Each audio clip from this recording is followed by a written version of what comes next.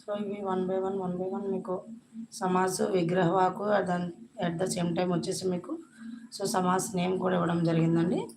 So ఒకే దగ్గర మీకు 3 కూడా అలాగంటే చూసుకోండి ఒకసారి. ఫస్ట్ వన్ వచ్చేసి మీకు రాజపురుష్, రాజ్యక పురుష్ అంటే రాజు యొక్క పురుషు, రాజ్యానికి ఉండే పురుషు ఎవరైతే ఉంటారో అన్ని రాజపురుష్ అంటాం కదా. సో తత్పురుష సమాసం. సో అది ఏ విధంగా అయ్యిందనేది మీకు నేను ఇప్పుడు ఎక్స్ప్లెయిన్ చేస్తున్నాను. అదేవిధంగా మీకు నేను ఏదైతే నోట్స్ అయితే ఇవ్వడం జరిగిందో లాస్ట్ క్లాసెస్లో ఆ నోట్స్ మీరు పక్కన పెట్టుకొని ఇది ఎందుకు వచ్చింది అనేది మీరు క్లారిఫై చేసుకున్నట్లయితే మీది మీకు క్లియర్గా అనిపిస్తుందండి.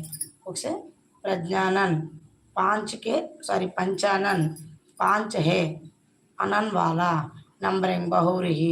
नेक्स्ट नीलांबरी, नीला है अंबर जिसका कर्माधार है। नेक्स्ट यज्ञ, यज्ञ मंडप, यज्ञ का मंडप तत्पुरुष समासम। नेक्स्ट जीवनोपयोगी, जीवन के लिए उपयोगी। సో ఇవ్వండి ఇక్కడ వరకు